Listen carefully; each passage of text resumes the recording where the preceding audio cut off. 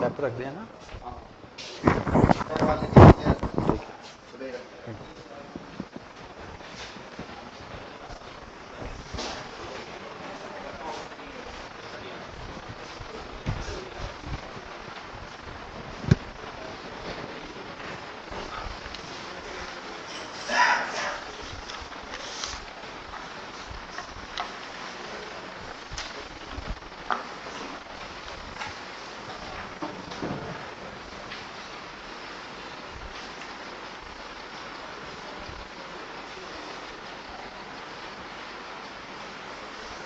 So let us look at the questions. A British impact of administration can still be seen in the functioning of our secretariat and revenue administrations.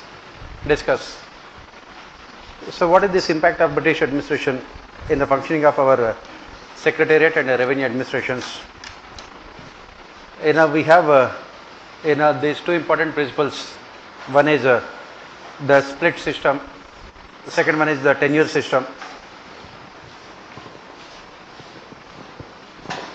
Second one is the tenure system. These two important principles still influence the functioning of our secretariat administration, split system and tenure system. Then we talk about rank classification.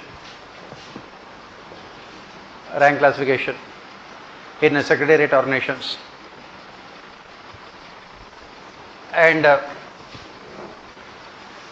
we talk about budgets, general budgets as part of revenue administration.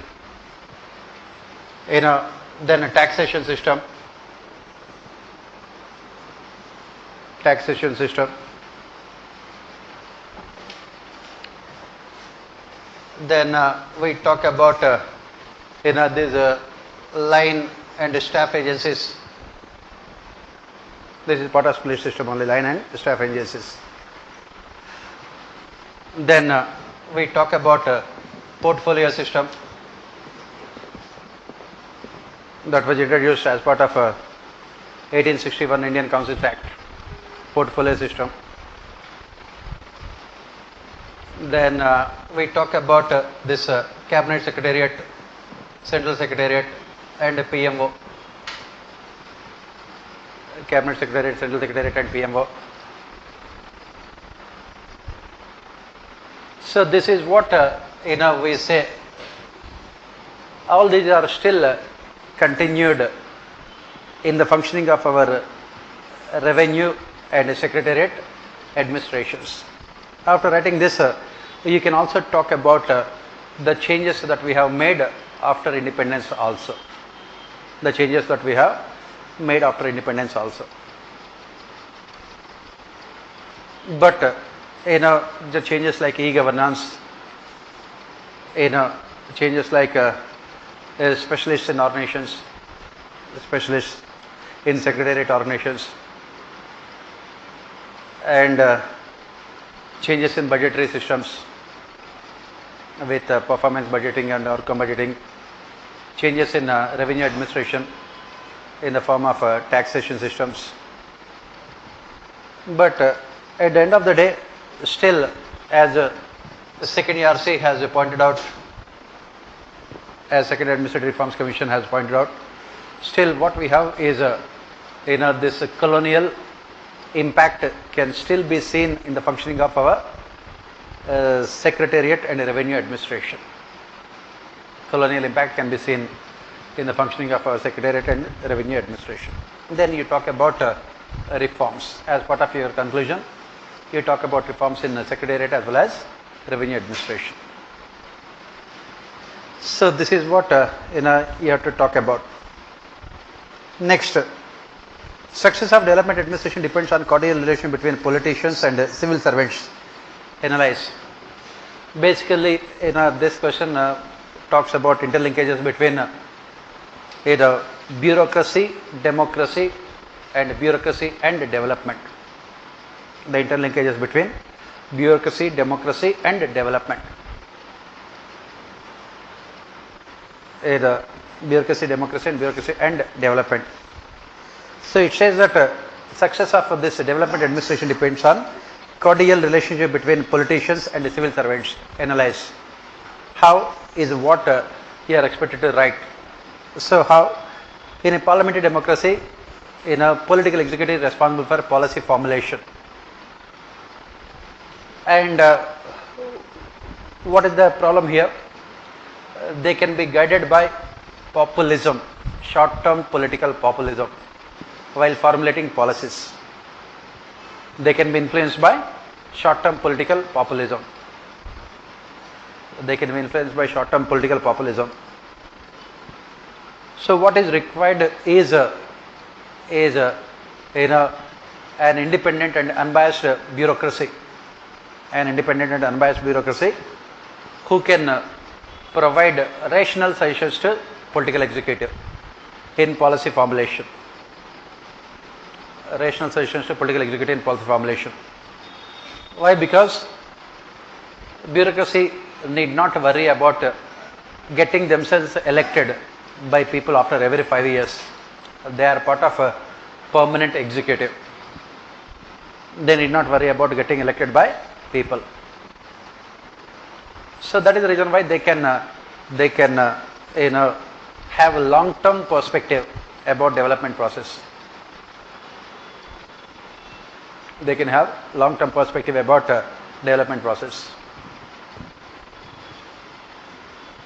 So that as we say, political executive with values and bureaucracy with facts, can come together and come out with constructive policies.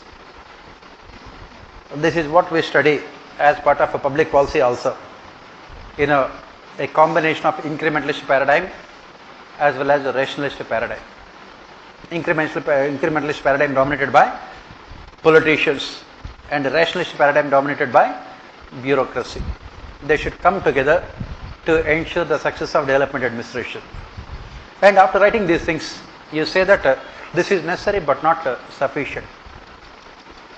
Why? Because democracy is not about the political executive and bureaucracy, it is about the people also. Development is also about people. Democracy as well as development is about people only, stakeholders. So what they must do is they must ensure participation of stakeholders. They must ensure participation of stakeholders in both the policy formulation and implementation as part of development administration. As part of development administration. So that is the reason why not only stakeholders, with development getting much more broad-based, they must also ensure participation of other actors like private sector, NGOs and others also, by expanding the scope of governance. That is what you write. By expanding the scope of governance. Next, constitutionalism essentially defines the letter and spirit of our constitution. Elucidate. What do we mean by that? Constitutionalism essentially defining the letter and spirit of our constitution. So what is constitutionalism? Basically the essence of constitutionalism is strict implementation of rule of law in both letter and spirit. Strict implementation of rule of law in both letter and spirit. It also, constitutionalism also talks about protection of fundamental rights of citizens. It also talks about protecting the fundamental rights of citizens from exploitation by other organs of the state. From exploitation by other organs of the state. It also talks about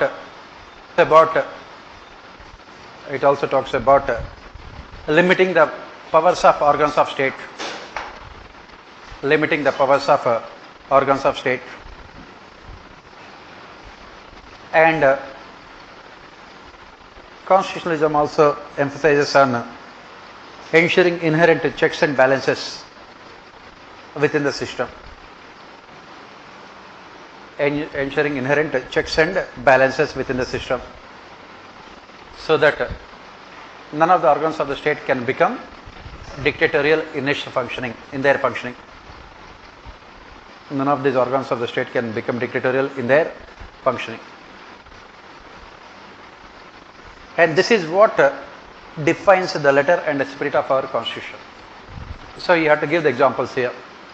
That is the reason why in our constitutional forefathers they said that these fundamental rights are non-negotiable. Fundamental rights can never be curtailed by executive or legislature. Even in the worst cases of emergency also, Article 20 and Article 21 cannot be curtailed. That is what we say constitutionalism. Similarly, the basic structure that is defined by Supreme Court also essentially talks about constitutionalism. It also talks about constitutionalism. This basic structure includes two important elements. One is independence of judiciary. Second, judicial review. The basic objective here is to protect the fundamental rights of citizens from exploitation by other organs of state. To protect the fundamental rights of citizens from exploitation by other organs of the state. This is what again Constitution talks about. Similarly, there is a DPSPs, Directive Principles of State Policy. As the name itself indicates, there is a DPSPs, Directive Principles of State Policy. Provide guidelines, direction to the state in formulating public policies.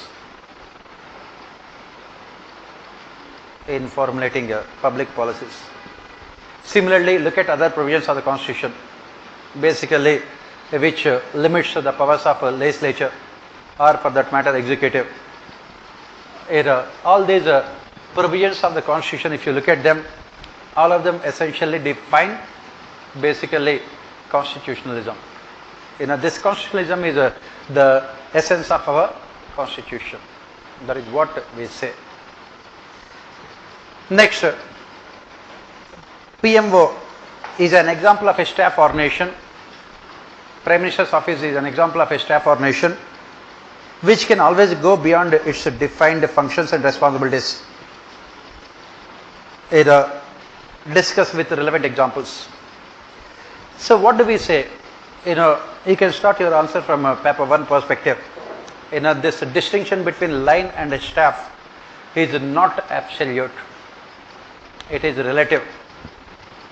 What we say is that the distinction between line and staff is only relative, not absolute. It is only relative. The distinction between line and staff is only relative. That is the reason why we can see staff ordinations performing line functions and line ordinations also involved in staff related functions also. And the best example, as the question says, is PMO. PMO is basically a staff ordination, and more often than not you can see PMO performing many line functions also. It always goes beyond its defined functions and responsibilities. It always goes beyond its defined functions and responsibilities. What are the line functions performed by PMO? What are the line functions performed by PMO? For example, in our parliamentary democracy, we say that the Prime Minister is a residual legatee. That means Prime Minister automatically takes care of the responsibilities of those ministries and departments which are not allocated to Council of Ministers. Residual legatee. And who will take care of those departments and ministries on behalf of Prime Minister? It is the Prime Minister's office. Prime Minister office is responsible for running those ministries and departments, which is a line function.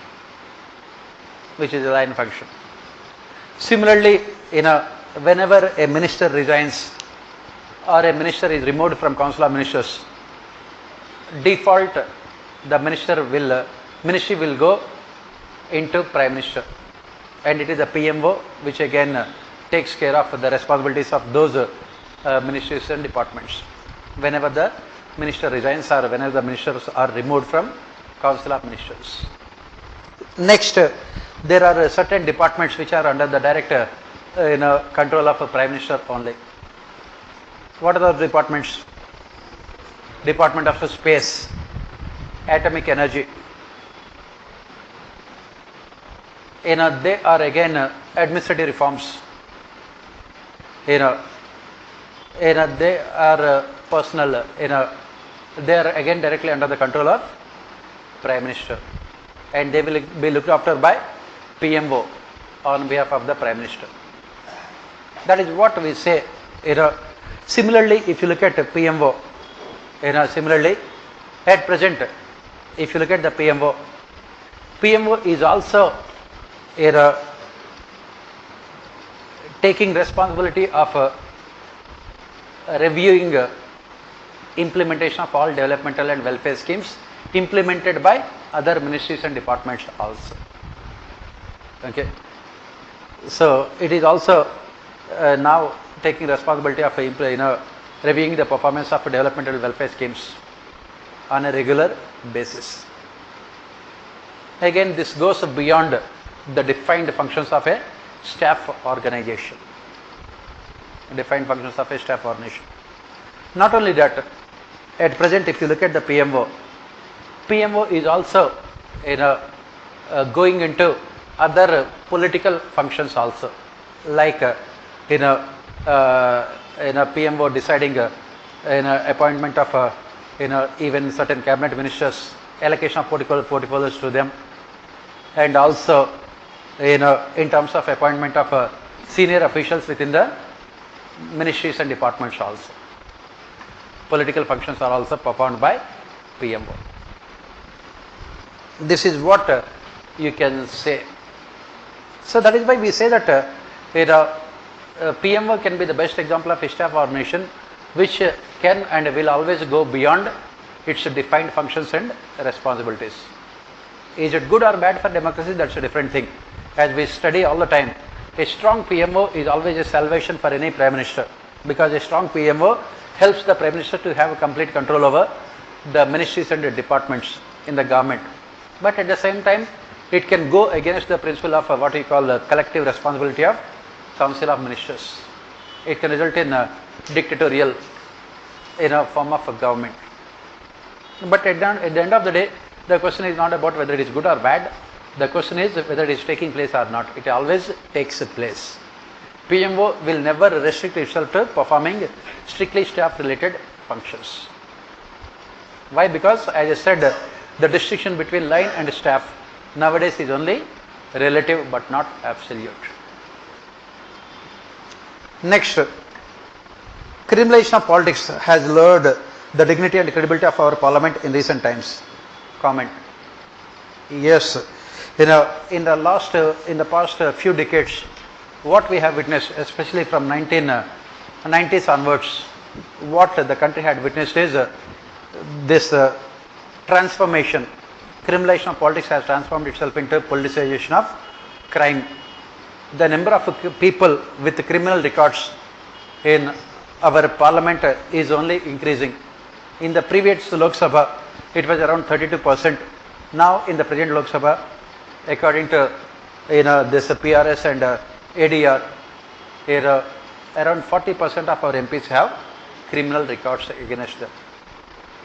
Lawbreakers are becoming lawmakers. Obviously, it has definitely impacted the dignity and the credibility of our legislature. When lawbreakers become lawmakers, rule of law is the first casualty. The first casualty. You will not have any good governance. That is the reason why we say democracy and good governance are a contradiction in terms. Democracy and good governance are contradiction in terms, because it is the ineffective functioning of democracy that results in bad governance. This ineffective functioning of democracy can be seen in India in central legislature, that is parliament, as well as state legislatures also. It has definitely lowered the dignity of our parliament in the eyes of the people. Definitely. That is the reason why it is said that India is a soft state. SOFT, soft state. Why? Because when the criminals become what you call lawmakers, they always ensure that there will never be any strict laws, rules and regulations that can ensure good governance, that will eliminate corruption, that will reduce corruption, that will reduce criminalization of politics also. The country had also become a soft state. Since it is a comment question, we are talking about all these things. Of course, towards the end, you have to talk about what can be and what should be done also. You talk about electoral reforms. Electoral reforms. At present, under Representation of People's Act 1951, if a person is convicted for a period of 2 years or more, that person will be disqualified from contesting election for a period of 6 years along with his term of punishment also. The reforms that you are suggesting is that those people should be banned for life, like what Election Commission also has recommended, what the Supreme Court also has suggested. There should not be any place for criminals, neither today nor in the future also. They should be banned from contesting elections. Another solution that you can give is there must be fast track courts that should look into the criminal charges, and they must come out with the judgments within a specific time period, say 1 year, so that there is a less possibility of criminals becoming part of legislature for longer periods of time. For example, there are this Ram Janmabhoomi case. It has been going on for 27 years without no one being criminally punished for destruction of Babri Masjid. Similarly, as I said, so many criminals are there. They continue to be part of our legislature because of inordinate delays in the functioning of our judiciary. So let those criminals contest elections, but with the caveat that there will be special fast track courts which will come out with their judgments within a period of 1 year. It requires judicial reforms. It also requires police reforms also. Why? Because you must ensure the independence of investigative agencies. Judicial reforms, police reforms, along with electoral reforms. That is what you write. Governors' discretionary powers should be in tune with relevant accountability mechanisms. Comment. So, in articles 162, is it 162 only? 163, sorry. Article 163. In Article 163, then Articles 200, 201. Yes, basically they talk about the discretionary powers of governor. And then you can talk about Article 356, wherein the governors can recommend for imposition of presidential rule in a particular state also. Then the powers of governor, to reject any bill passed by the state legislative assembly except money bills. There also you talk about discretionary powers of governor. And the most important problem here is the discretionary powers of governor related to appointing chief ministers and removal of chief ministers. That is where the problem is. Appointing as well as removal of chief ministers. And there is no accountability mechanism also. There is no accountability mechanism also because of unwillingness on the part of judiciary to basically be proactive in making governors accountable for their performance.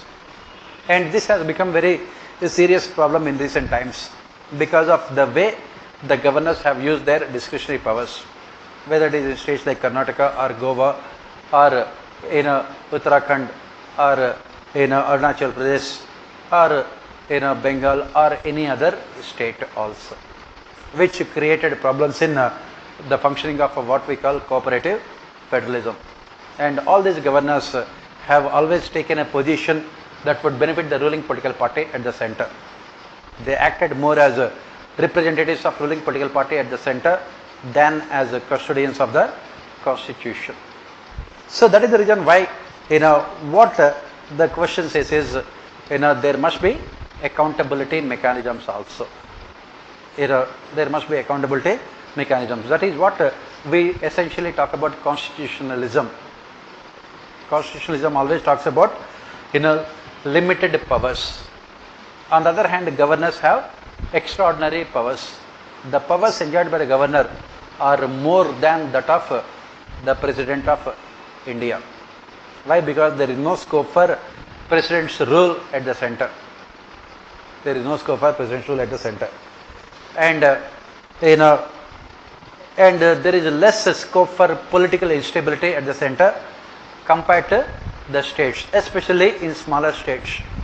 Because 1 2 MLAs changing sides can result in fall of the governments. That is where governors will play a very, very important role also. In case of what you call hung assemblies also. So what is the solution then? As we say, the solution lies in amending the constitution and ensuring accountability. Wherever there is discretion, there must always be accountability mechanisms. Amend the constitution, come out with a procedure for governor regarding the appointment of that is what M.M. Punchi Commission also suggested in its report on Punchi Commission on Center-State Relations. Define clearly their discretionary powers and also come out with a procedure regarding how they can use those discretionary powers. Otherwise, what is happening? The governors are using their discretionary powers according to their whims and fancies. As A.V. Dicey talks about, this use of discretionary power inevitably is resulting in arbitrary use of power. That is the reason why we say that there must be accountability mechanisms. Wherever we see any instance of misuse of these discretionary powers, they must be punished also. Accountability mechanisms should be there. This is needed to ensure what you call cooperative federalism and also for effective functioning of our democracy. That is what normally you write for these kind of questions. Again this year, you can expect questions on governance because of what happens. Unfortunately, in Indian administration, every year they have to ask the same questions. If you look at last few years papers, the same questions are repeated in a different format. They have to ask all the time about center-state relations, either Prime Minister or Cabinet Secretariat or PMO, or about governors, Article 356, emergency. This is about the political aspects, and the administrative aspects always local self-government, rural development, urban development, or police reforms. The template is the same. The only thing is that in order to make the questions more creative, they will try to include some high-sounding words, so that you feel that UPSC is putting a lot of effort in preparing question papers. In fact, you can write the same. Please refer to my answer last year also. The question is almost same. You can say that. That is what is happening. Whether you like it or not, that is what. That is the reason why, if you know how to write good answers, every year consistently you can score at least 290, 300 marks easily. Provide right answers. Predictability is also there. That is one of the important features of good governance, which UPSC strictly follows. Predictability. Next, budget making in India is and will always be a political exercise. Every year again the same thing. Budget is always a political instrument. So why do we say that budget making in India is and will always be a political exercise? Why do we say that? You talk about 3 different dimensions of budget: political dimension, economic dimension and accounting dimension. Political, economic and accounting dimension. Accounting dimension, basically budget gives information about the revenues and expenditures of the government. The least important dimension of budget. It gives you information about the revenues, expenditures, deficits, all the statistics related to the budget, which is the least important dimension of the budget. That is the reason why if you look at this year's budget, Finance Minister never really bothered to provide this information also, because she attended our classes. Okay. So she thought that this accounting dimension is the least important dimension of budget. Okay. In the budgetary document, you don't have this information. All this information was not even provided also, because they don't know. They don't know themselves. The problem is that missing 1.76 lakh crores of rupees in the budget. They don't know where the money had gone. That is the reason why they did not provide any information. Now they realize that the money was with RBI.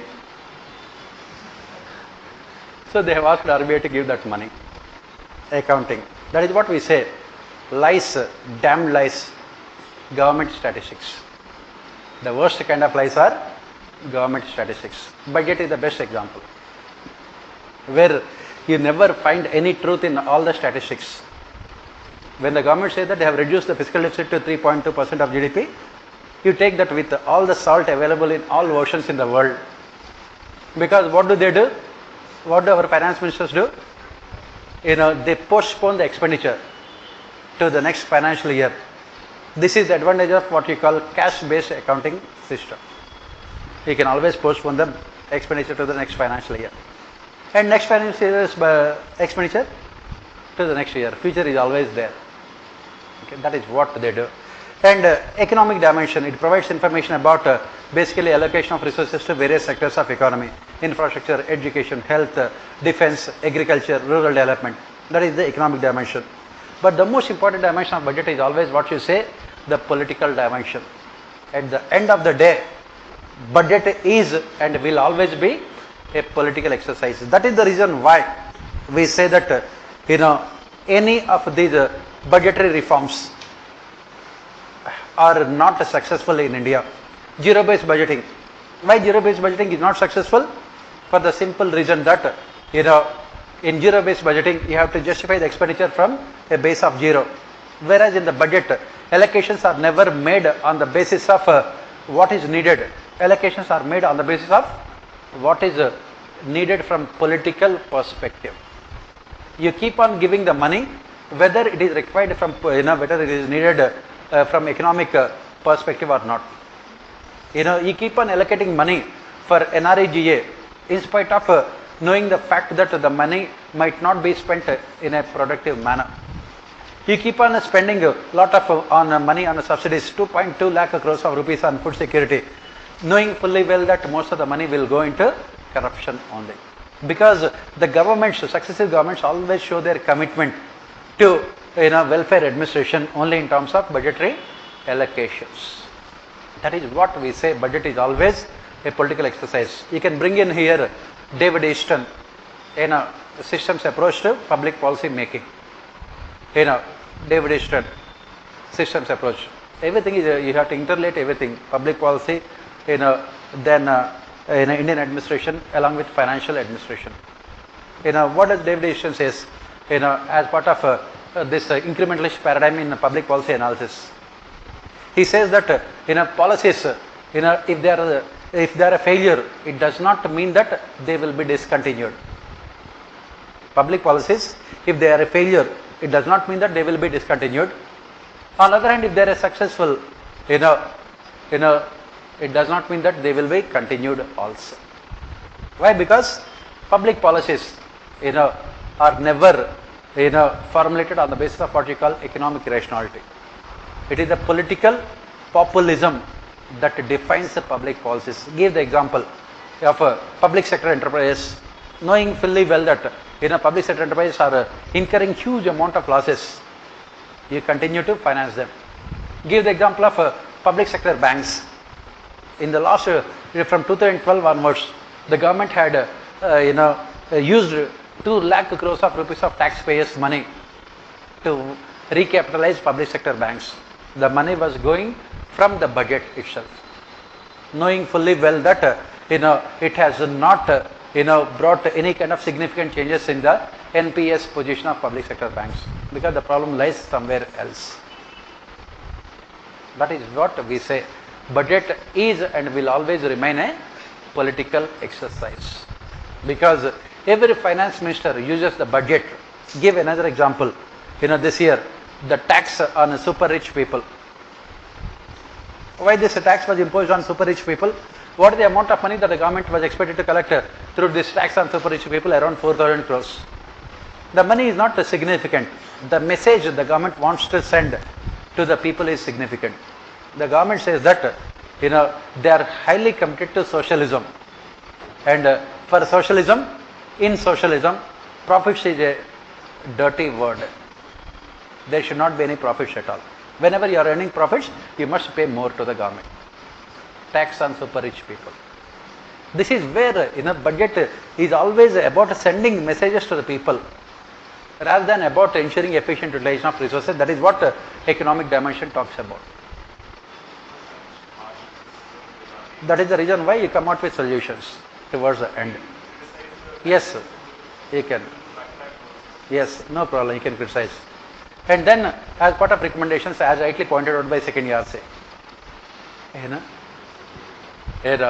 that is what we say. Whenever criticizing, take the help of second ERC. That is what you say. And then you talk about the solution, budgetary reforms. Right? Next, disaster management has received sufficient attention from policymakers in recent times, but did not yield desired outcomes. Explain with the relevant examples. How did the disaster management receive attention from policymakers in recent times? Basically you are talking about this National Disaster Management Act 2005. You have to talk about NDRF. You have to talk about the government trying to make disaster management an integral part of development process. You are talking about the recent efforts of the government to take into consideration the environmental impact of development. These are all the examples of disaster management receiving sufficient attention from policy makers in recent times. But as the question itself indicates, it did not yield any desired outcomes. It did not yield any desired outcomes. Why it did not yield any desired outcomes? Why? We are not able to prevent the disasters in case of man-made disasters and mitigate the sufferings of people in case of natural disasters. Why? What is the reason why? Even though it has received sufficient attention from policymakers, there is a complete absence of activity at the ground level in terms of implementation. Why? What is the reason why it did not yield any desired outcomes? Why? Pardon?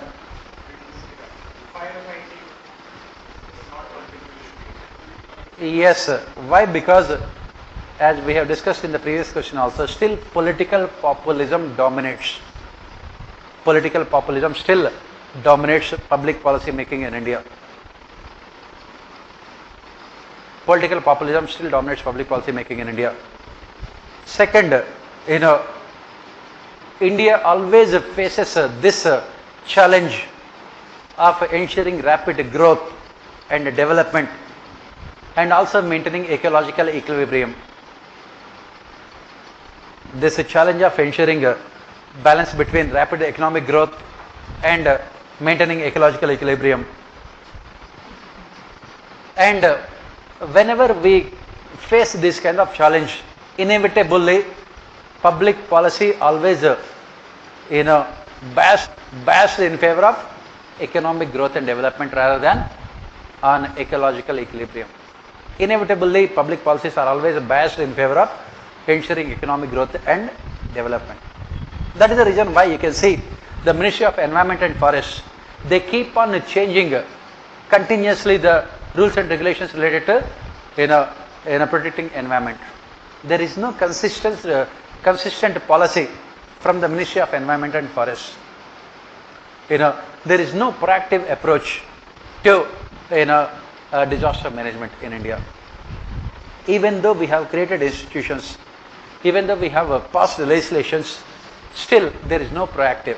Why? Because the concerns of immediate growth and development dominate long-term objectives of ecological stability. That is where the problem is. And then another important reason why, because in India still there is no complete knowledge about the impact of disasters. People still lack awareness about the impact of economic impact of disasters. Economic impact of disasters. They don't realize the fact that the present day development can result in a huge amount of problems in the future. Give the example of Kerala.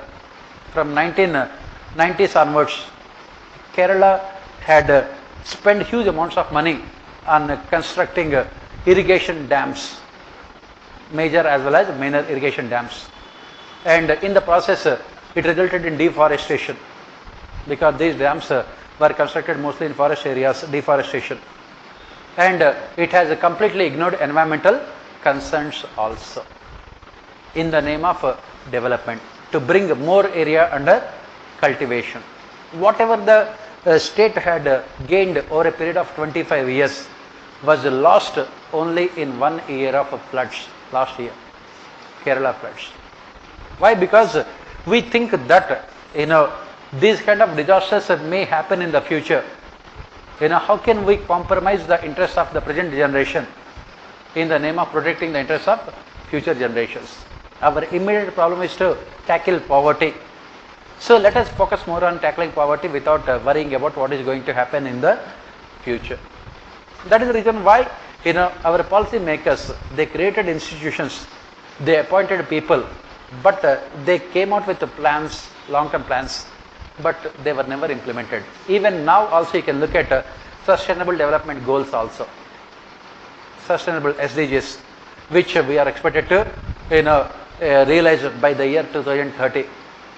Out of those 18 sustainable development goals, only some of them really focus on ecological equilibrium and environmental stability. And obviously, as I said, that we are yet to find a solution to the challenges of economic growth and sustainable development. That is what you have right for this question. Next, police reforms will continue to be a matter of discussion and debate till people and political executives show necessary commitment. So you can again go back. For the first time, when did we feel the necessity for police reforms? During the period of emergency, when the country witnessed what we call a police state for the 19 months of emergency, wherein police have used extraordinary powers to curtail the fundamental rights and freedoms of the people. That is when, after that, when the Janata Committee came to power, they appointed a committee, Dharamvira Commission, to suggest police reforms. And after that, again, people have forgotten about police reforms. They did not talk about police reforms. Again, in the 1990s, when again the country had witnessed this communalism and caste violence, post Godra, this one Ram Janmabhoomi Babri Masjid violence, communal incidents and caste incidents. That is when again we thought about police reforms. But again they discussed, but they were never implemented. Finally, Prakash Singh had to file a public interest litigation in Supreme Court, asking the Supreme Court to direct central and state governments to implement police reforms. 2006 the judgment had come, then everyone started discussing about police reforms. 2006. In between the government had appointed so many commissions and committees also. And then Supreme Court had asked the central government as well as state governments to come out with an action taken report regarding the status of implementation of the 7 recommendations it has made. 5 of them related to autonomy and 2 of them related to accountability. But again they were not implemented. Even now also, whenever a political party is in power, they use the police to suppress opposition parties, movements and everything else. And then when opposition party comes to power, they will use the same police force to take action against their rivals. Police are more than happy to be used by the political executive so that nobody talks about their efficiency and accountability. That is where the problem. So we keep on continue to discuss and debate about police reforms. Even after 13 years of Supreme Court judgment in Prakash Singh case, still real police reforms have not been implemented. That is what the question says. They will continue to be a matter of discussion and debate till people and political executives show necessary commitment. As we study in administrative reforms, how can administrative reforms be implemented? Through demand side and supply side reforms. Supply side reforms means those reforms which are implemented by the government on its own in a voluntary manner. So, will the government implement police reforms on its own? Definitely, because every government wants to use police as an instrument to realize their political objectives. So, police reforms can be implemented only when there is what you call demand side reforms. People should come forward and demand reforms. Judiciary also has expressed its inability. It has said that, Supreme Court has said that if central and state governments are not implementing our recommendations, what can we do? So the real reforms can be implemented only when the demand comes from the people. People should vote only for those political parties who promise to implement police reforms. For that you have to move towards a political culture based on cognitions. Till then we will continue to talk about it. CBI, take the case of CBI. It was a caged parrot during the UPA government. Now it is also a caged parrot now in the present government also. Only thing is that the owner has changed. And what CBI has done? It has taken its owner and sent him to jail also. Our former finance cum home minister. And the present home minister also was arrested by CBI and was sent to jail also. Rule of law, equality before law. So that is what everyone will use, these investigative agencies and police to realize their political objectives. That is what you have to write. Recent efforts by the government to enforce civil services rules, conduct rules and regulations to eliminate corruption have yielded tangible outcomes. Explain with examples. So, what are the efforts done by the government? What are the efforts of the government in recent times to eliminate corruption? What did the government do in recent times?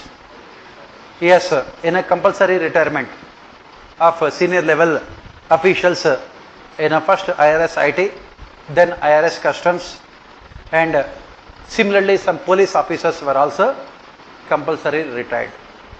IPS officers were also compulsory retired. And it happened with 1 or 2 IAS officers also for violating conduct rules. They have yielded tangible outcomes. 15 top IRS IT officers of the rank of commissioner, IT officers of the rank of commissioner were compulsorily retired. Same is the case. There is 15 top IRS customs officers also were given compulsory retirement. And as I said, that IPS officers were also for violating the code of conduct. They were also, same happened with some IAS officers also. So they have yielded tangible outcomes. You can say that they have definitely, they have definitely ensured implementation of rule of law.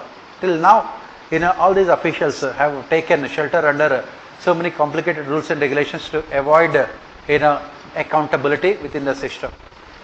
But the government, the present government is bold enough to, take strong action against those officials. Some of them have approached administrative tribunal also, saying that they have been unfairly, dismissed by the government. But the tribunals have struck down their, grievances also. So coming back here, yes, definitely they have yielded results. But as you say, corruption in India is systemic and systematic in nature. These steps are necessary. Corruption in India is systemic and systematic in nature. These steps are necessary but not sufficient. They are necessary but not sufficient. They are necessary but not sufficient. What is required is multidimensional reforms. You must ensure complete independence of investigative agencies like CBI and ED. There should not be any political interference in the functioning. Then you must ensure transparency in governance. You must end the monopoly of the government. Monopoly plus discretion plus secrecy minus accountability. That is what second yardstick is. If you have to remove corruption and the monopoly of the state, define discretionary powers. When UPA was in power, it has talked about defining the discretionary powers of ministers and officials. It is yet to be done by the government. Come out with what is called Civil Services Code as recommended by Second Administrative Reforms Commission in its report on ethics in governance, which should be a combination of code of ethics as well as code of conduct. And then you must ensure accountability mechanisms at each and every level. Then only corruption can be eliminated. Because these kind of measures can have only short-term impact. When you can reduce corruption only by defining discretionary powers and ensuring accountability and transparency in the administrative process. Next, creation of new states and destruction of existing ones had become controversial in recent times due to happenings in Telangana and Jammu and Kashmir. Discuss the relevant provisions of the Constitution and also suggest measures to make the process more democratic in nature. As you can see, in Indian administration nowadays, what is the trend? The trend is more towards making Indian administration look like a general studies paper only. Last year, if you look at Indian administration paper, not even a single question require the knowledge of so-called public administration. Those who have studied polity governance are the ones can better answer the paper than public administration students.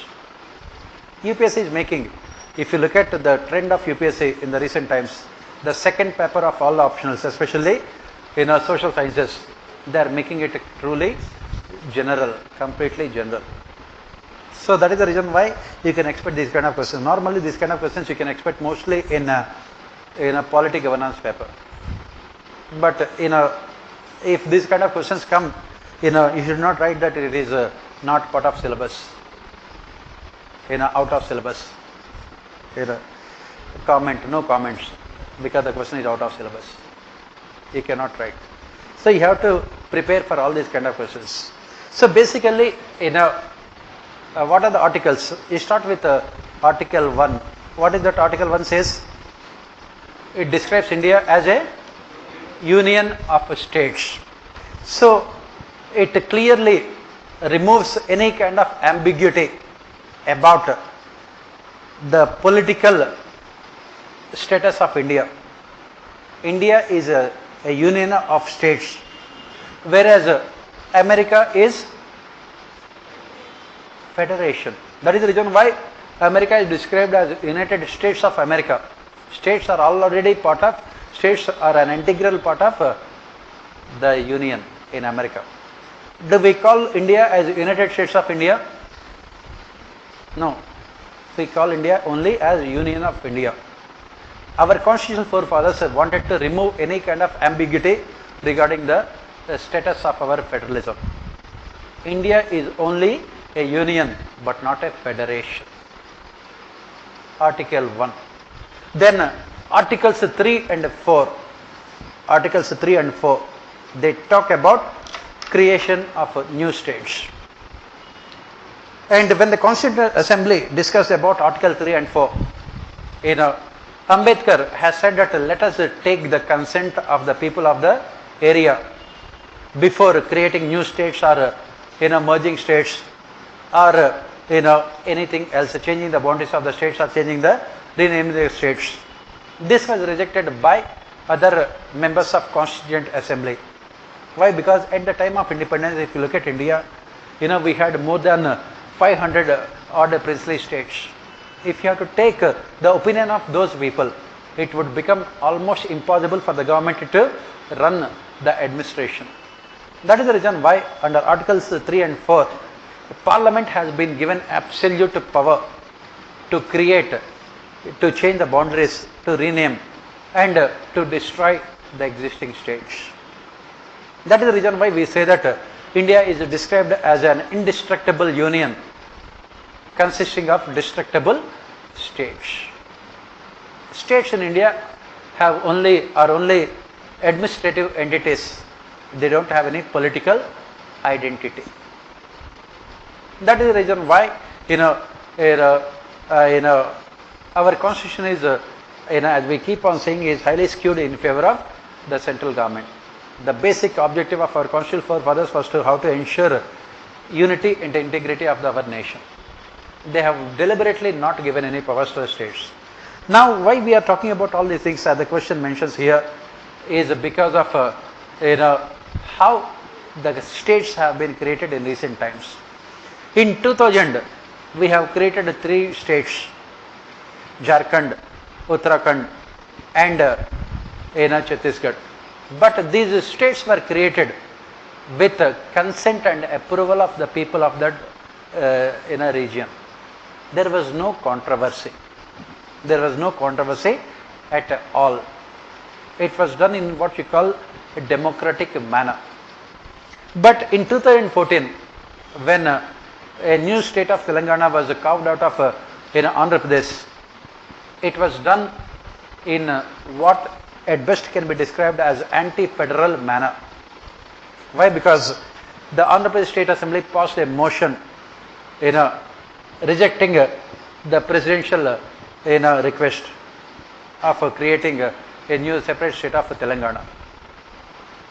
Normally under Articles 3 and 4, the President sends a motion to the State Assembly asking the State Assembly to give its opinion. Of course, the opinion of the State Assembly is not binding on the President. But normally, going by the federal spirit of our Constitution, the State Assembly's opinion should be respected by Parliament. But in case of Andhra Pradesh, the State Assembly rejected the presidential motion. Still, the Parliament went ahead and created the state of Telangana. On the other hand, Uttar Pradesh State Assembly passed a resolution demanding division of Uttar Pradesh into 4 states. But this was rejected by Parliament. And most controversially, recently, Jammu and Kashmir was divided into 3 different regions. Not only that, it was Jammu and Kashmir, which was a state, has been converted into union territory.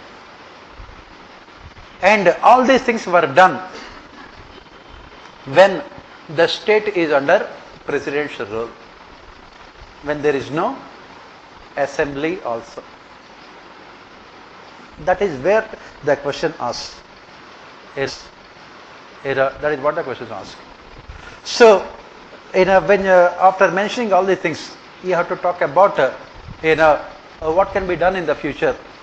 You can say that, in case of Jammu and Kashmir, it is a peculiar situation because of Article 370. And, it is creating more problems for India at the global level. Why? Because with this special status, India always has to justify, this integration of Jammu and Kashmir into Indian Union at global fora. Once you remove this special status and make Jammu and Kashmir an integral part of Indian Union, you don't have to justify, Jammu and Kashmir, even after 70 years of independence also. This was done by taking into consideration, the macro perspective of unity and integrity of our nation. But at the same time, in the future, whenever the central government or parliament takes these kind of measures, it must ensure that, these, creation of new states or destruction of existing ones can be done in a more democratic manner. That is what you can say, more democratic manner. The government should strive for consensus. Once the consensus are achieved, then the decision can be implemented rather than imposing from above. That is what you have to write. As I said, you won't be surprised if these questions are asked in a polity governance pattern. Same thing. Parliamentary sessions have become productive in recent years, but there are still major concerns related to ensuring democratic functioning of our legislatures. Discuss with recent examples related to functioning of our parliament and suggest measures. So if you look at it, especially Lok Sabha, yes, that is what I am saying. Yes, take the opinion of the people, ensure consensus. Give the example of creation of Chhattisgarh, Madhya Pradesh and Jharkhand. Lalu Prasad Yadav, he said that if Bihar is divided into Bihar and Jharkhand, he would commit suicide. BJP said that please go ahead. He said that no problem, you create a new state. And that is what he threatened with suicide, saying that he can create Jharkhand over my dead body only. BJP said that shall we send a coffin today? That is what. Obviously, you have to, that is the difference between what you say, this Vajpayee style of governance and the other style. Okay. Dictatorial. You could have done these things in a little bit more democratic manner. That is what. Next. So the question says that, as you can see, especially with the emergence of single largest party, which has majority on the Lok Sabha, you can see that in the last 5 years, at least in Lok Sabha, parliamentary sessions have become more productive because of the less number of opposition party MPs. And the recent parliamentary session was considered the most productive session of parliament since the 1950s because the maximum number of bills were passed. This is only one side of the coin. What is the other side of the coin? The other side of the coin here is that, there is no democratic functioning of our parliament. All these bills were passed without any discussion on the floor of the house. All these bills were passed without any discussion on the floor of the house. The government has used its majority on the floor of the house to get these bills passed. Out of 31 bills passed, almost 28 of them were passed without any meaningful discussion on the floor of the house. Especially when the government got a majority in Rajya Sabha also.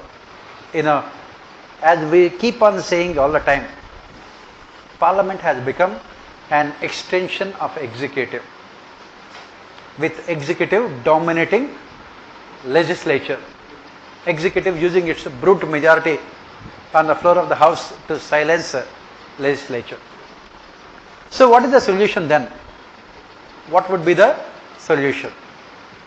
What can be the solution? So the solution we say is that the solution is that political parties should not be allowed to issue whips during voting on bills. They should not be allowed to issue whips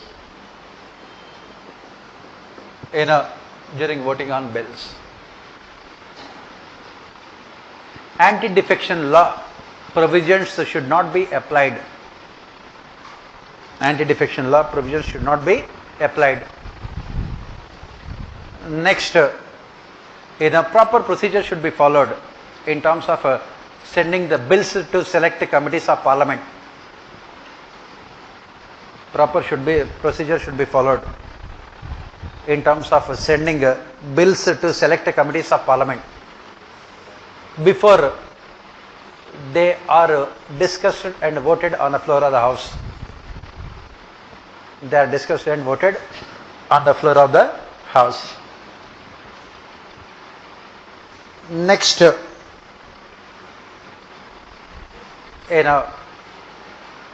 what else should be done?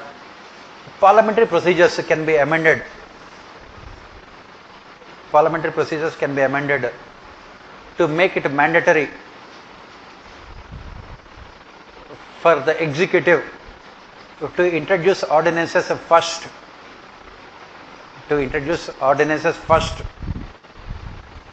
Whenever new session of a parliament starts.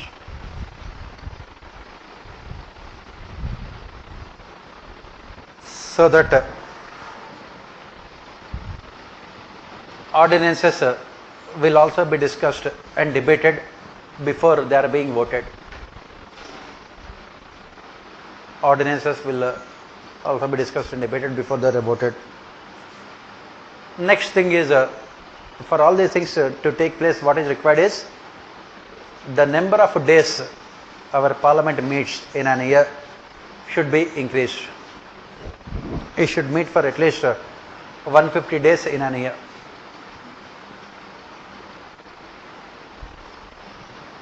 The number of days it meets also should be increased.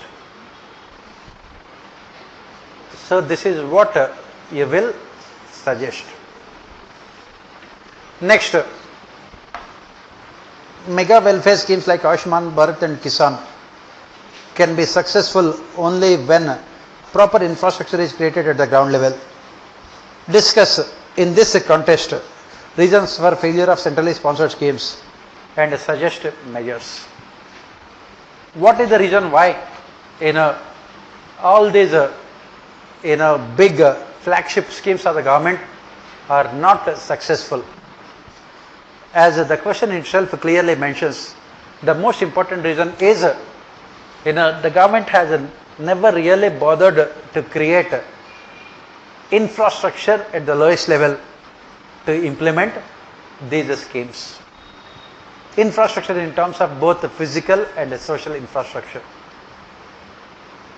that resulted in the failure of these schemes. Discuss in this context reasons for failure of centrally sponsored schemes and suggest measures. So, briefly, if you look at Ayushman Bharat, why it has not been successful? Why? Because poor infrastructure at the lowest level in terms of primary health care centers, community health care centers, or district health care centers.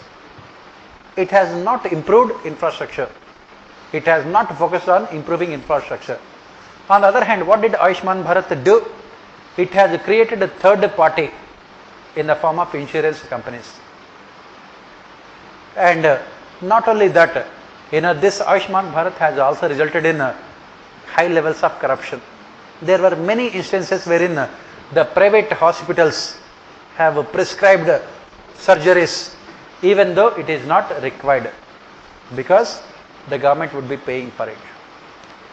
And there are many instances of exclusion also, because Ayushman Bharat comes with so many restrictions in terms of the beneficiaries. That is the reason why states like Delhi, Telangana or Bengal have opted out of Ayushman Bharat. You know, similarly, Kisan, you take the case of Kisan. This Kisan is modeled on the basis of what is called the Rait Bandhu scheme of Telangana state and Kaliya scheme of Odisha state government. But again, why these schemes cannot be successful? Because there is no proper maintenance of land records at the ground level. Obviously, it is very difficult to identify beneficiaries also.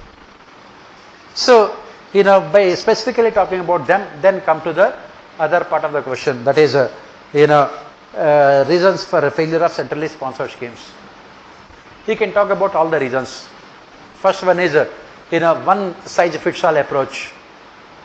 One size fits all approach. It can never be successful. Why? Because of the kind of geographical, political, economic, cultural diversity of India. Then huge amount of mismatch between the needs of the people at the ground level and the policies at the top. Needs of people at the ground level and policies at the top. Then the same Weberian bureaucracy, which is efficient in performing regulatory functions. Same Weberian bureaucracy which is efficient in performing regulatory functions has been given the responsibility of implementing developmental schemes also. Obviously, development administration requires different kinds of attitudes, values and behaviors, resulting in the failure. Next reason why there have been a failure, centrally sponsored schemes. High levels of corruption. High levels of corruption. Food Security Act, you name it, NREGA, high levels of corruption.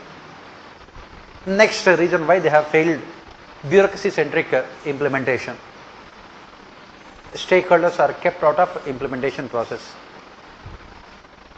Next reason why they have failed is after bureaucracy centric implementation, there is no, am I going very fast? Yes? Yes? Okay, but I presume that all these things you know. My assumption is wrong or what? It is criminally wrong. Right? Okay, let me go a little bit slow. Okay. Next reason why they are a failure, as I said, bureaucracy centric development. Next most important reason is there is no objective evaluation of development and welfare schemes, whether they are successful or not. Why there is no objective evaluation? First, we never defined the objectives of these schemes. What you want to achieve. We never defined the objectives of these schemes. Second, we have only line item budgets. Line item budgets. Next reason why they are a failure, high levels of secrecy. High levels of secrecy in their implementation. Even the beneficiaries are not informed about the benefits. High levels of secrecy. Next reason why they are a failure, because of absence of grievance redressal mechanisms. Absence of GRMs. Even if corruption is taking place, people don't have any place to go. Absence of grievance redressal mechanisms and accountability mechanisms. That is what you say, and then you know what are the solutions. Reverse all these problems, you will get the solutions. You say that number of centrally sponsored schemes should be drastically reduced as recommended by pay commissions, Niti Aayog, as well as Planning Commission, ERC. Everyone recommended drastic reduction in the number of centrally sponsored schemes. They should be less than 10. Even in the remaining centrally sponsored schemes also, complete flexibility should be given to the state governments as well as local self governments. to implement the schemes. Complete flexibility should be given. The rest of the things I think you can write.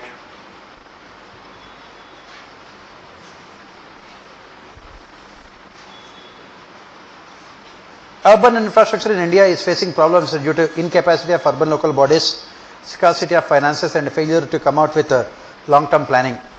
Suggest measures to make urban infrastructure efficient in the age of globalization and rapid urbanization. So what can be done to improve urban infrastructure? What should be done? As the question talks about, because of the incapacity of urban local bodies, scarcity of finances and failure to come out with long-term planning. So what can be done to improve urban infrastructure? So again you start with the same thing from where the question has ended.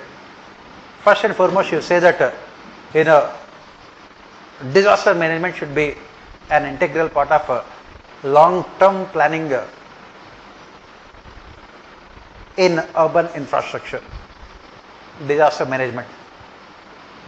Second, you say that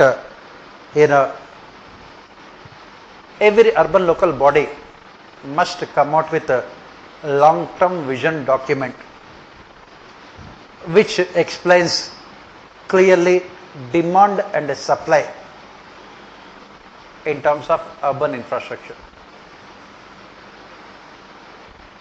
What they are expected to be the demand, what is the present supply and what should be the supply in terms of roads, in terms of buildings, in terms of underground drainage systems, in terms of drinking water, in terms of electricity, in terms of education, in terms of health, in terms of maintaining law and order also.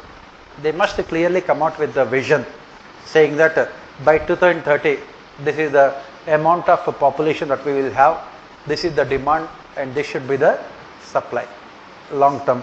Third, they must integrate immediate short term planning with the long term policy objectives. Basically these are the things which you find from Niti Aayog documents. Niti Aayog does so much of useless work, right? Earlier it was done by Planning Commission, now Niti Aayog. And who reads all these reports of Niti Aayog? Unemployed people in our country. Not only unemployed, unemployable also. Okay. They only read these reports. Okay. So, and who teaches them?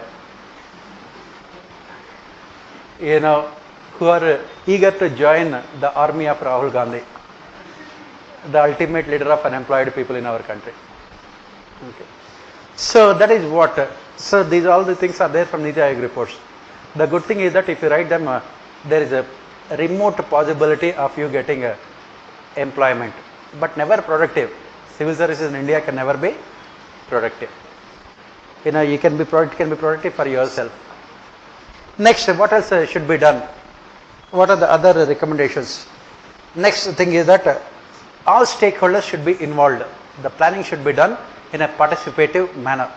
All stakeholders should be involved so that implementation in the future can also become easy and efficient. Next, obviously, they must look at finances.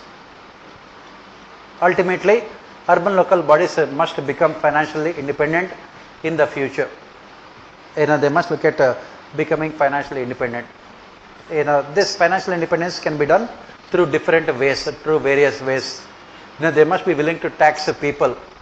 Rationalization of user charges in urban areas and ending all populistic subsidies and selling unutilized assets of urban local bodies in urban areas, then raising money from stock markets by issuing municipal bonds. You talk about all these things. Then the next thing that you have to talk about is how to improve the productive capacity of urban local bodies. As we have said, as we keep on saying, the problem with India is that, these unifunctional agencies as well as the development authorities have created what we call a functional jungle in urban areas. And that is the reason why we can think of, what we call this American system of local self-governments, council manager form of government, wherein the mayor is directly elected by the people of the locality, and all the central and state government agencies working within the city must be working under the direct control and guidance of the mayor. And another important thing, as we say, is as part of this administration, public-private partnership. Let the local council is responsible for formulating the plans, and implementation should be given to the private sector. Why? Because private sector can ensure efficient utilization of resources, and they should be made accountable to the people in terms of service delivery mechanisms also. So you have to write all these things for these questions. Next, do you think there is a trend all over the world to reduce the autonomy of central banks? Recent decisions of the central bank, it is believed, have reduced the autonomy of Reserve Bank of India, central government, critically analyzed. Again, as you can see, Indian administration, the questions they are asking purely economic questions only. Last year also, the questions were completely economic questions only. There is no administration there. So the question here is, there is a trend all over the world to reduce the autonomy of central banks.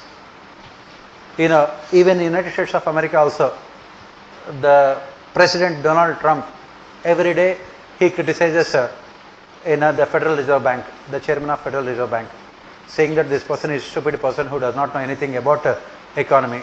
I will teach him economy. Even the same thing has happening with Bank of England also, because Britishers are trying to cope with this uncertainty regarding Brexit also, and that is the reason why they are putting pressure. And in India also you can see that the government is trying to reduce autonomy of the central bank. What are the instances that we can talk about here? What are the instances that we can talk about here? We can talk about three important things. One is the Monetary Policy Committee. Earlier, Reserve Bank of India governor had absolute powers to decide interest rates, repo rates and reverse repo rates.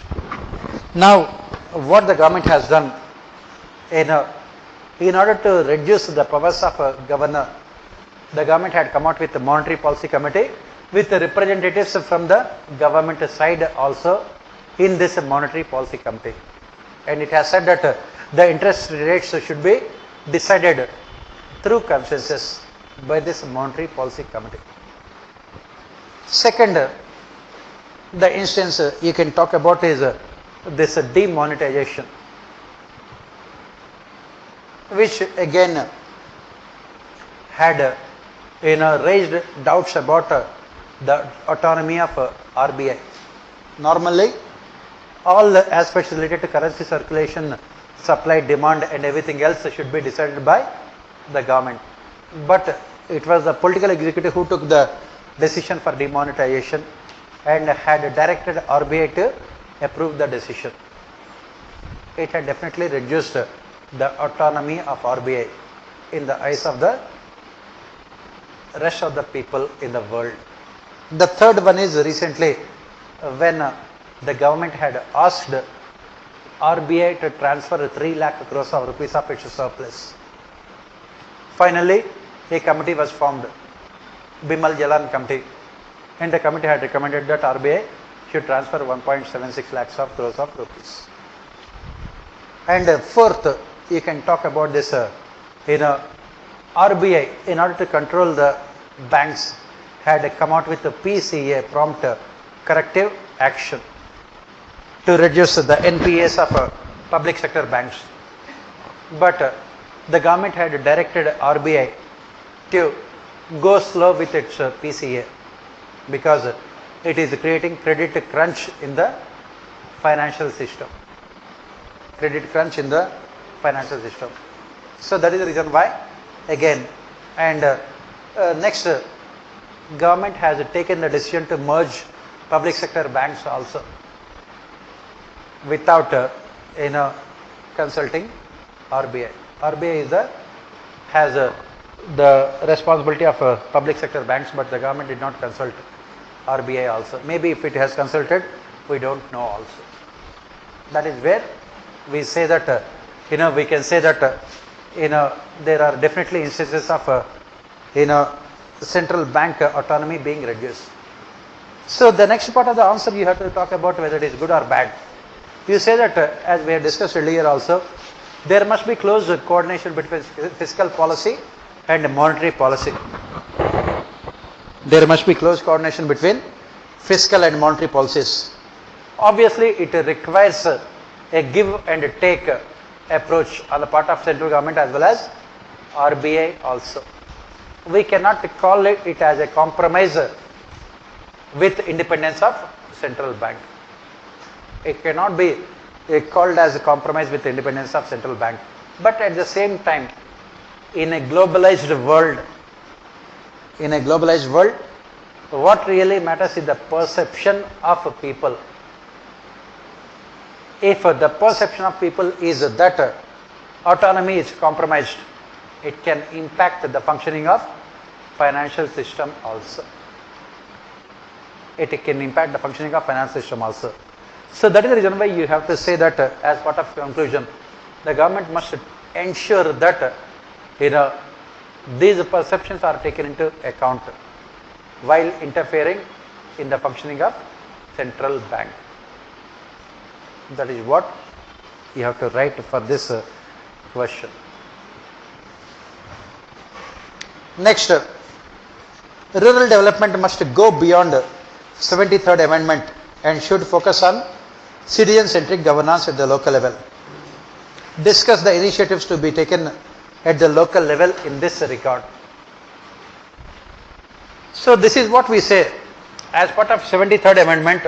What we have done is, as part of 73rd Amendment, we gave a huge amount of powers to local self-governments.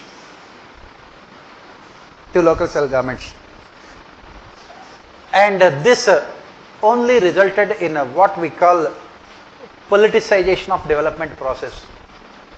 It only resulted in politicization of development process at the local level.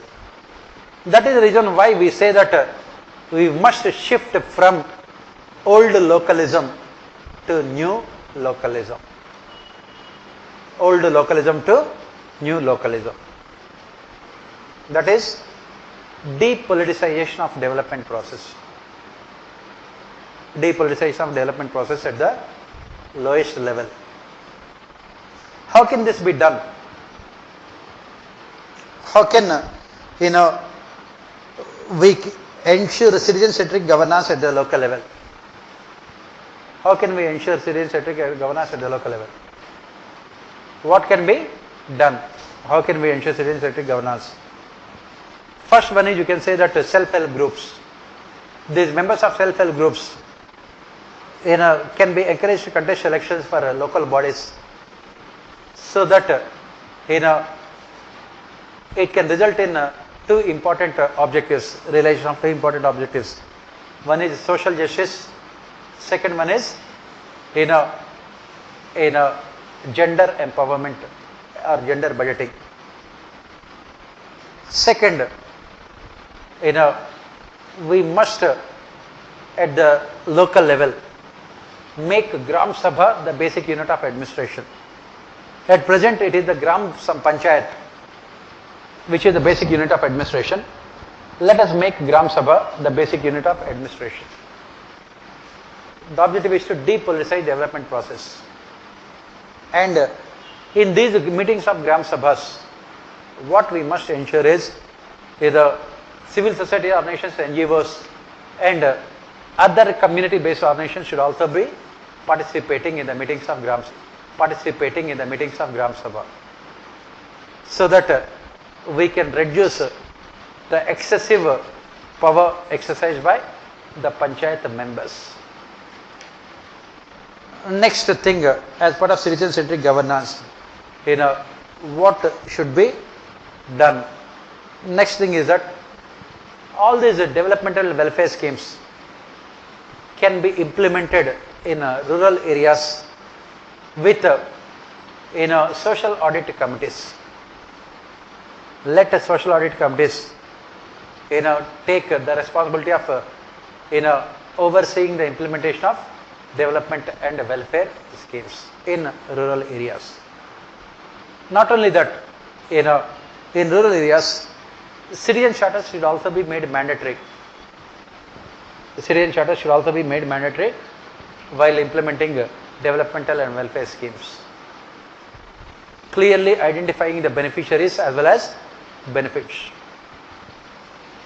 For example, NREGA, for example, you are identifying the beneficiaries of NREGA.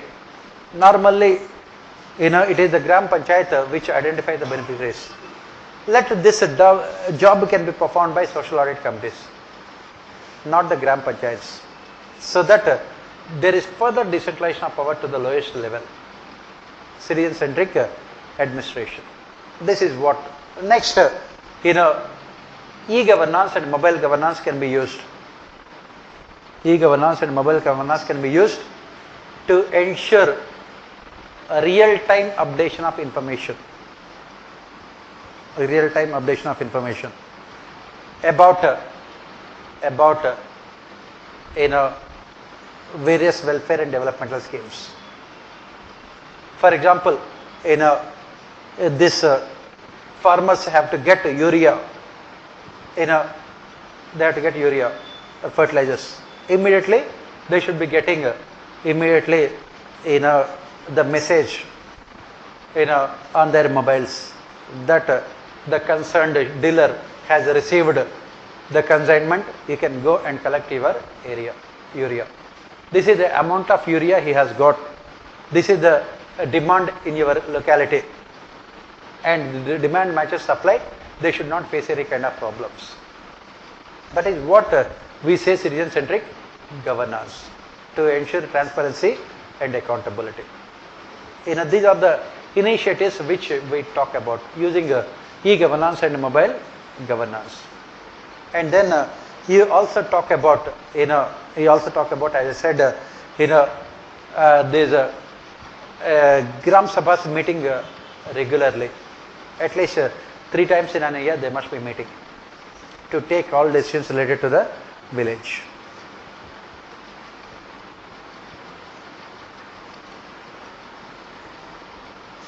Next,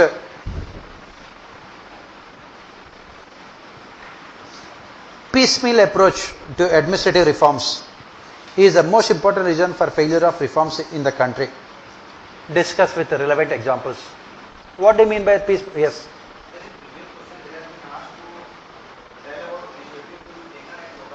Yeah.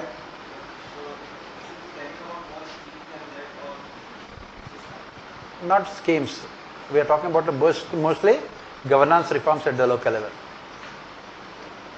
Let the schemes be implemented, but the schemes will be implemented with active participation of stakeholders, with relevant accountability mechanisms.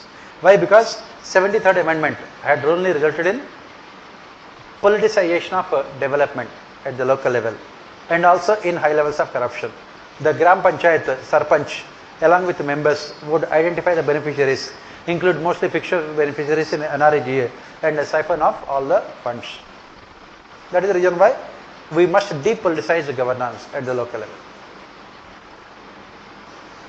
So the next question, piecemeal approach to administrative reforms is the most important reason for failure of administrative reforms in the country. Why administrative reforms in our country are a failure? Because of the fact that they are never continuous in nature. They are always ad hoc. The government always adopts a piecemeal approach to administrative reforms. They are ad hoc, they are sectional, and they are never multidimensional. And when does the government implement reforms?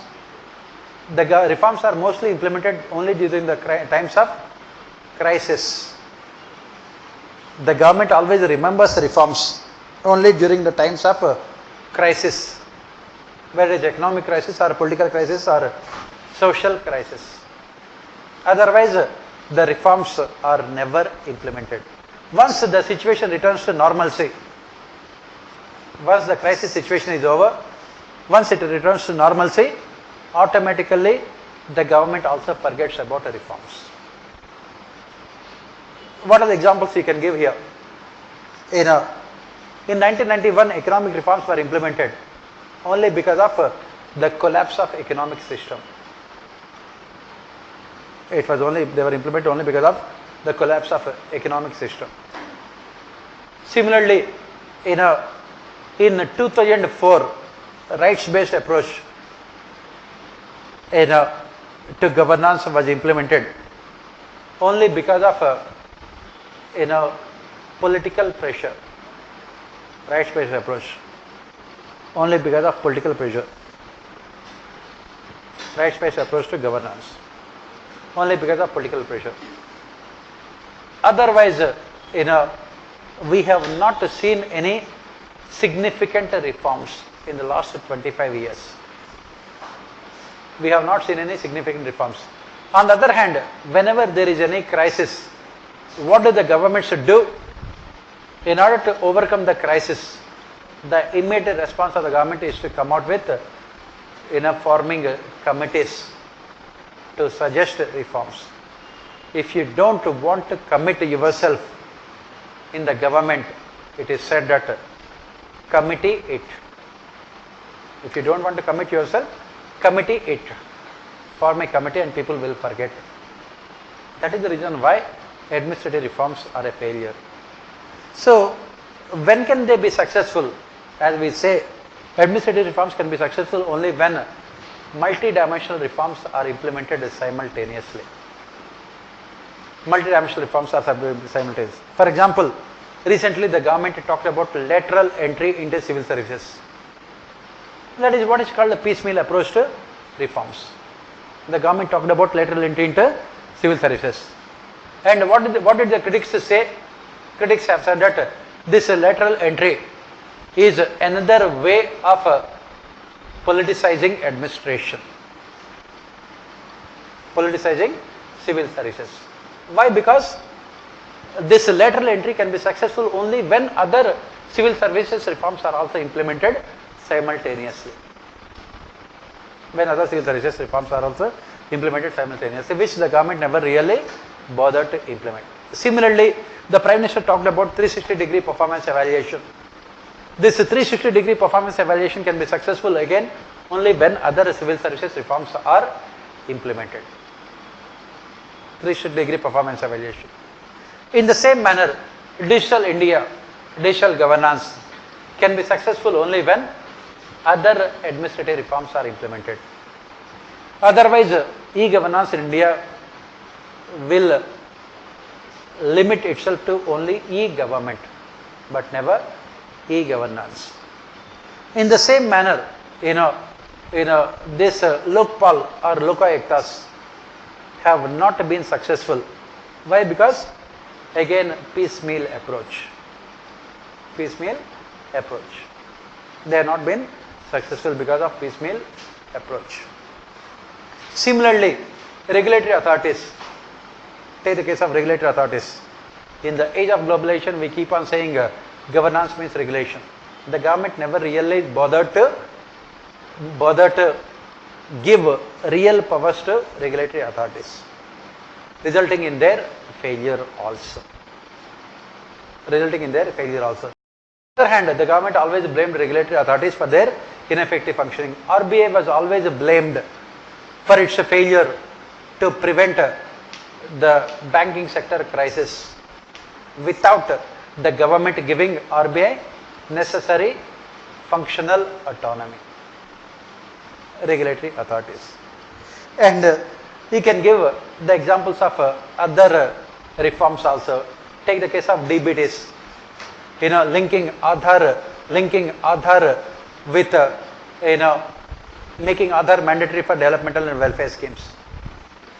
The government has said that by linking Aadhaar to ration cards, they have removed so many thousands of bogus ration cards, but it did not result in a decline in food subsidies. When they have removed so many bogus ration cards by linking Aadhaar to ration cards, the subsidies should have come down. But the subsidies did not come down. Why? Because other reforms have not been implemented. The government always implements reforms only in isolation as and when things are required. That is the reason why we say that reforms have been a failure. Piecemeal approach. And that is the reason why we say that for reforms to be successful, multi-dimensional reforms should be implemented simultaneously. Next, judiciary must reform itself for it to remain relevant and significant as an institution to ensure constitutionalism. Discuss the reforms in judiciary. I think we have talked about reforms in judiciary in the previous. That is the problem, because you have to ask the same questions. UPSC also is good. They will ask the same questions only. What are the reforms in judiciary? What are the reforms in judiciary? We have discussed earlier. It does not mean that you remember them. Both of them are, there is at least 2 kilometers distance between them. 2 kilometers is more than enough to destroy Chandrayaan mission. Okay. So do you remember all those reforms that we have discussed? Yes? Sure. Okay. Next, district administration in India is a legacy of colonial past which has refused to change itself to changing circumstances. Discuss reforms to be implemented in district administration with special focus on ensuring transparency, accountability and decentralization. So what we are saying is that the district administration in India is still what you call a legacy of our colonial past. That is the reason why it is not efficient at the lowest level. So what are the reforms in district administration? Second ARC on district administration comes out with so many reforms. What are the reforms to make our district administration efficient, accountable and transparent? What are the reforms? First and foremost, the size of our district has become too large. Some of the districts have population which is more than the population of most of the states in the country also. So they have become unmanageable. So what is the solution? The solution lies in having small districts. So first solution is, you can say, is the population of a district cannot be more than 5 to 6 lakhs. Some of the districts have 60 lakh, 70 lakh population also. That is what most important recommendation. More than, as we keep on saying, creation of new states, reorganization of districts is more important than creation of new states. This is first recommendation. Second is, you must divide the functions of district collector, developmental and regulatory functions. And you must have different officers to perform different regulatory functions and developmental functions. You can have 2 different IAS officers, one for developmental and other for regulatory functions. District collector has become an overburdened official. He is responsible for everything in the district but is not accountable for anything. That is what we say. Next, the district collector, should act as a friend, philosopher, guide to local self-governments. The most important change that we talk about is that the role of the district collector has and should be changed. He should be the staff agency at the local level to provide secretarial assistance to local self-governments. He should be staff agency. That is what second ERC also recommends. The district administration should be considered as the secretariat at the district level, with the district collector being the chief secretary at the district level. It should be converted into a staff agency. Next, MIS, Management Information Systems, should be used to reduce red tapeism and inefficiency in district administration. MIS, Management Information Systems. Next, important reform.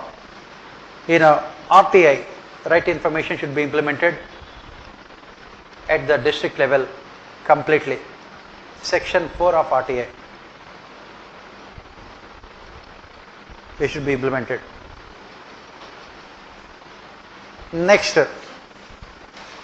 there must be effective grievance redressal mechanisms, GRMs, at the district level. Effective GRMs at the district level with time bound response mechanisms.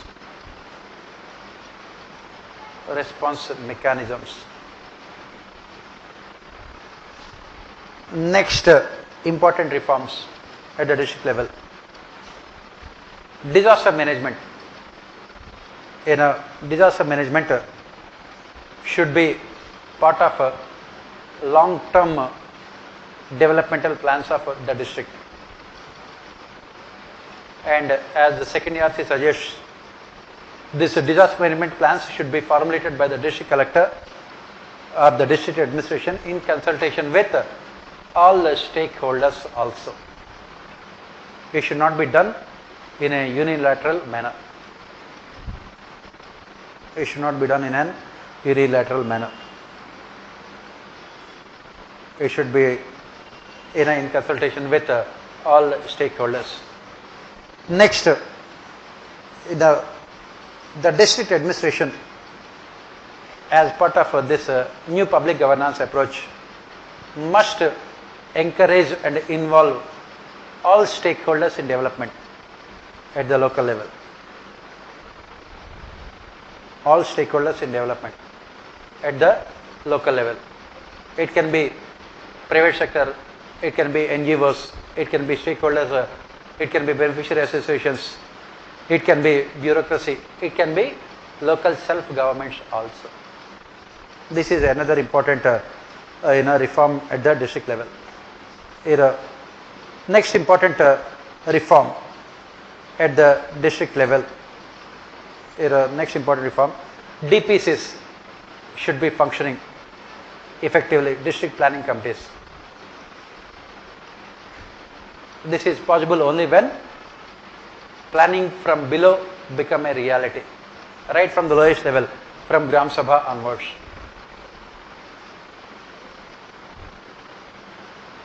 So this is what you can write for reforms in district administration. So this is more than enough for all these things.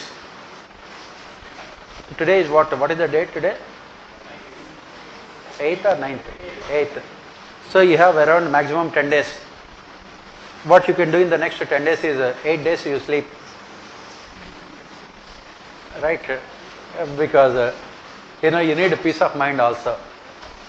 So just as far as public administration is concerned, you will get how many days? 4 or 5 days? 5 days, just only revise all our discussions. If it is possible, take last year test series also and revise all those discussions. That should be more than enough. Along with that, revise all the important facts for public administration.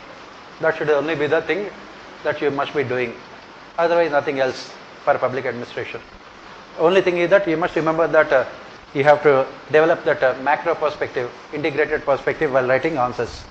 Always interlink everything, organizational theories to personal administration to development administration to public policy to comparative public administration to financial administration, public administration to financial administration. Once you start interlinking the things, you will not find at all difficult to write answers to any question, whether it is paper 1 or paper 2. Make sure that your target is above 300 marks, because you will get into top 100 ranks only when you can score above 300 marks in optional. In options like mathematics, they are scoring mad marks 350, 360 also. So when you have to compete with them, at least you have to look like better beggars. You cannot expect 360 marks in public administration. Ridiculous. So obviously at least respectable 305, 310. That will give you some kind of a psychological advantage. And then in GS, as I always keep on saying, 3 papers are important. One is essay, the second one is ethics, and optional. Only these 3 things will decide your interview as well as a rank. Essay, you must score at least above 150 marks. Ethics, you must score above 120 marks. Because paper 2 and 3, every year people are getting the same kind of marks. Here and there 5 marks difference. So there is not much of difference. It is essay, ethics and optional. Of course interview. That interview will come later. Right now we are not even thinking about it. Okay. And these are the things. In GS, if you look at paper 2, 3 and 4, again, as I keep on saying, if you look at the questions that are asked in paper 2 can be safely asked in paper 3 also. UPSC is not differentiating between them. And the same approach you have to follow. In GS also, make sure that you are adopting that integrated approach. Systems approach, RICS. Everything is interlinked. Polity is linked to economy, linked to administration, linked to society, culture, geography, history. Everything is interlinked. Once you find out those interlinkages, you can write very good marks in GS, even for those questions for which you don't know anything at all. And completing the question paper is very important. You will not get marks unless you complete the question paper. Out of 20 questions in GS, at least 14, 15 questions you have to write very good answers. 2, 3 questions, average answers. Remaining 2 questions, you write whatever you don't know. But complete the question paper, because even if you are getting 1 or 2 marks for those questions, that can make huge amount of difference in your final ranking also. That is very, very important. In GS also, next 10 days don't try to read too much, because the moment you start opening the study material and everything, looking at all the test series and everything, it becomes difficult for you. You will get into honestly uncertain situations, lot of tension. You will lose sleep also. So have confidence in you. Go to the examination hall with the confidence that let me give choices to UPSC. That kind of confidence is required. And writing answers is simple. Whatever may be the question, the structure is always the same, whether it is GS or public administration or anything.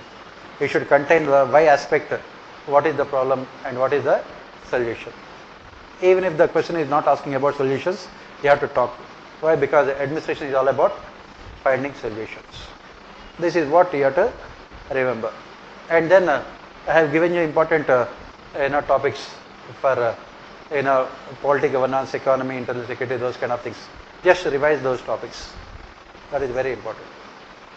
So beyond this, rest of the time, 90% of the time spend in praying to God. Remaining 10%, more prayers. Okay. Because at the end of the day, everything is in the hands of God only. Okay. Looking at UPSC question papers. So this is what enough, and you can, I think, you can collect your answer sheets maybe in 3-4 days time maximum. We'll try to give you as soon as possible. And as I said, if you have any doubts, you can always call me, whatever may be the doubts. I think all of you have my number also. You don't have my number. This is very bad. I always think that I am famous, but This is when I feel bad. You can take my number 9911 366 520. You can take, and you can always call me with your doubts.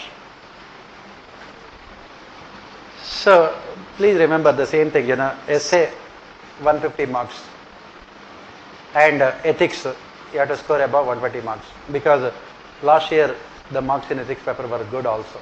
The UPSC is giving good marks. Optional, no compromise, above 300 marks. That is where. And GS paper 2-3 above 100 marks. Both the papers you must score above 100 marks. In the last few years, paper 3 they are giving more marks also. 120 also, it would be fine. Paper 1 around 100 marks. That will be more than sufficient for you to get into top 100 ranks. That should be our ultimate objective. Right? If you have any doubts, you can ask. Otherwise, best of luck. I cannot say God bless you, because God has so many other, so many other activities also. But make sure that you are able to have that peace of mind in the examination hall. Once you look at the question, sometimes immediately you think that you don't know anything. Read the question second time, you will get the answer. Whatever may be the question, it is not at all difficult. And make sure that you are completing the question paper. Have you completed all the questions in the test series? Then it is fine. Writing fast is very, very important. Right, best of luck, and if you have any doubts, you can always call me. Right.